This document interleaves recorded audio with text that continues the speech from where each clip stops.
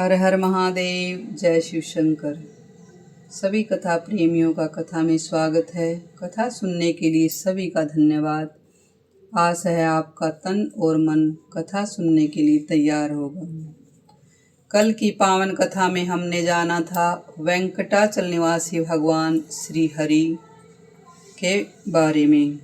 आज हम उसकी सखी का वर्णन जानेंगे जो वकुल मालिका के नाम से है।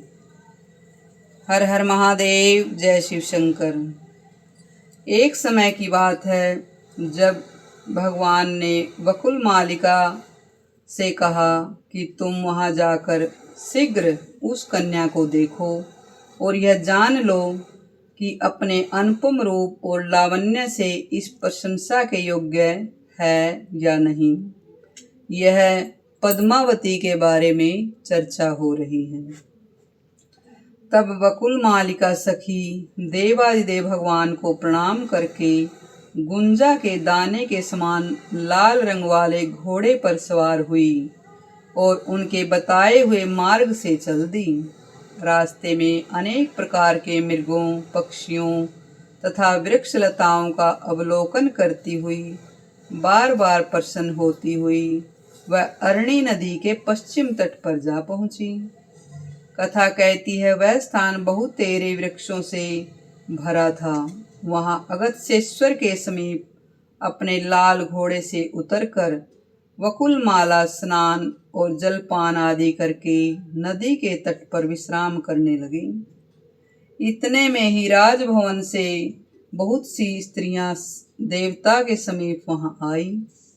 वे सब की सब पद्मावती की सखियां थी और उन्हें देखकर वकुल मालिका उनके समीप गई। इस प्रकार बोली, सुंदरियों, तुम कौन हो? तुम्हारे आभूषण और हार तो बड़े विचित्र हैं। तुम कहाँ से आई हो और इस स्थान पर तुम्हारा क्या कार्य है? बोलिए शंकर भगवान की जय। उसकी यह बात सुनकर सखियों ने मंद मंद मुस्कुराते हुए कहा, हम आकाश राज की रनिवास में रहने वाली स्त्रियां और महाराज की पुत्री पद्मावती की सहेलियां हैं। एक दिन राजकुमार को आगे करके हम वन में गई थी। वहां उनके लिए फूल तोड़ती हुई सब सखियां एक वृक्ष के नीचे जा बैठी। वहीं हमें एक सुंदर पुरुष का दर्शन प्राप्त हुआ।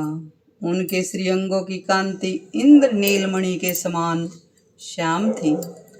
उनका वक्षस्थल लक्ष्मी जी का निवास जान पड़ता था। मुख पर मंद मंद मुस्कान की छटा छा रही थी। दोनों भुजाएं बहुत ही सुंदर, विशाल और हृष्ट-पुष्ट थी। कथा कहती है कटी प्रदेश में शुद्ध पीताम्बर शोभायमान था। उन्होंने एक हाथ में सुवर्णमय धनुष यानी सोने का धनुष और दूसरे में बाण धारण कर रखा था। मस्तक पर सोने का मुकुट चमक रहा था और वे हार, भुजबंद आदि आभूषणों से विभूषित थे। उन्हें देखकर सुवर्ण सदृश गौर वर्ण वाली हमारी कमल नयनी सखी पद्मावती सहसा बोल उठी, देखो देखो। तब हम सब सखियां उन्हीं की ओर देखने लगी। कथा कहती है इतने में ही वे शीघ्र चले गए। उनके चले जाने पर सखी पद्मावती मूर्छित हो गई। बोलिए शंकर भगवान की जय। उसी अवस्था में हम लोग राजभवन में ले गई। पुत्री की ऐसी अवस्था देखकर महाराज ने ज्योतिषी से पूछा, विप्रवर, मेरी पुत्री की ग्रह दशा का फल बताइए। तब बृहस्पति के समान विद्वान ब्राह्मण ने मन ही मन ग्रहों को विचार किया और निर्श्रेष्ठ से कहा, कोई उत्तम पुरुष आपकी कन्या के समीप आया था। उसे ही देखकर राजकुमारी मूर्छित हो गई है। उसी के साथ पद्मावती का विवाह संबंध होगा। बोलिए शंकर भगवान की जय। राजा से ऐसा कहकर ज्योतिषी जी अपने घर चले गए। तब आकाश राज ने वैदिक ब्राह्मणों को बुलाकर आदर पूर्वक कहा, ब्राह्मणों, आप लोग देव मंदिर में जाकर वेद मंत्रों के साथ शंकर जी का महाअभिषेक कीजिए। उनके ऐसा आदेश देकर महाराज ने हमें बुलाया और इस प्रकार कहा, कन्याओं, तुम भगवान के महाअभिषेक की सामग्री जुटाओ। राजा की यह आज्ञा पाकर हम सब सखियां देव मंदिर में आई हैं। सुभगे, अब तुम हमें अपना परिचय दो। कहाँ से या किसके काम से यहाँ आगमन हुआ है, अथवा यहाँ से कहाँ जाने का तुम्हारा विचार है। जान पड़ता है इस दिव्य अश्व पर आरूढ़ हो तुम देवलोक से आई हो। सखियों के इस प्रकार पूछने पर वकुल मालिका को बड़ा हर्ष हुआ। उसने मधुरवाणी में कहा, मैं वेंकटाचल से इस घोड़े पर सवार होकर आई हूँ और महारानी धरणी देवी से मिलना चाहती हूँ। क्या राजभवन में महारानी के दर्शन हो सकते हैं?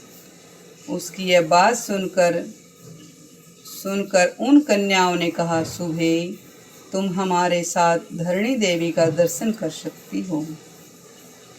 तब वकुल मालिका उन कन्याओं के साथ राजभवन में आई। उधर धरणी देवी ने अंतःपुर में जाकर अपनी पुत्री से कहा, बेटी, तुम्हारा कौन सा कार्य करूं? तुम्हें कौन वस्तु प्रिय लगती है? माता के इस प्रकार पूछने पर मनस्वी कन्या पद्मावती ने मंद स्वर में कहा, अम्बे, संसार में जो सबसे अधिक नयनाभिराम है, साधु संतों के मन को भी जो परम प्रिय लगता है, ब्रह्मा आदि देवता भी जिनकी दर्शन की इच्छा रखते हैं, जो सबसे महान और सर्वत्र व्यापक हैं, तेजस्वी पदार्थों में भी सर्वाधिक तेजस्वी हैं, देवताओं का भी देवता, श्रेष्ठ भक्तों को जो इस लोक में भी सुलभ हैं, तथा अभक्तों की जो जिसकी प्राप्ति कभी नहीं होती, उसी वस्तु में मेरा मन लग गया है। माता जी, वह भक्तों को संपूर्ण कामनाएं देने वाला है। तुम मेरे लिए उसी वस्तु की खोज कराओ। बोलिए शंकर भगवान की जय, बोलिए वेंकटेश्वर भगवान की जय।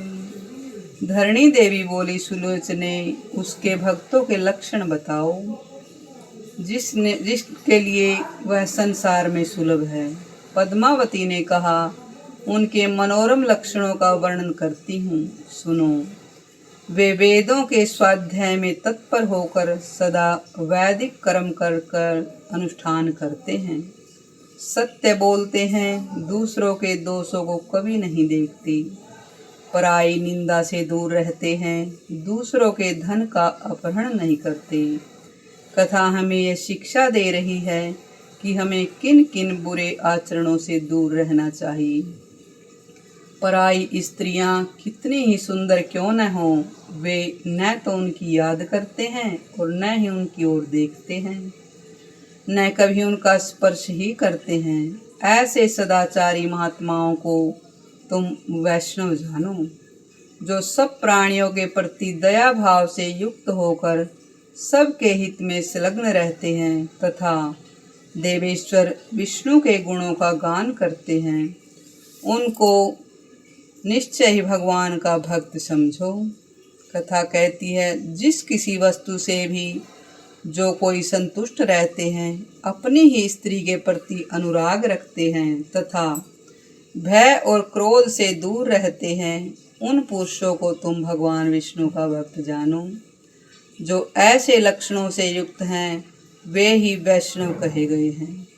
ऐसे सदाचारी भक्तों को ही उन परमात्मा की प्राप्ति होती है। उन्हीं परमेश्वर में मेरा प्रेम हो गया है, मेरा मन उन्हीं से मिलना चाहता है। माँ, भगवान विष्णु के सिवा और किसी वस्तु की मुझे कोई इच्छा नहीं। मैं श्याम सुंदर भगवान विष्णु का स्मरण करती हूँ, उन्हीं के हरि, अच्युत आदि नाम लेती हूँ और उन्हीं के सहारे जीवन धारण करती हूँ। अतः जिस प्रकार भी उनसे संबंध हो, ऐसा उपाय सोचो। बोलिए शंकर भगवान की जय। बोलिए लक्ष्मी नारायण भगवान की जय। आपको यह पावन कथा कैसी लगी हमें कमेंट में अवश्य बताइए। अगर आपको ऐसी दिव्य पावन कथा सुननी हो तो चैनल को लाइक सब्सक्राइब अवश्य कर लीजिए। हर हर महादेव। जय शिव शंकर। धन्यवाद।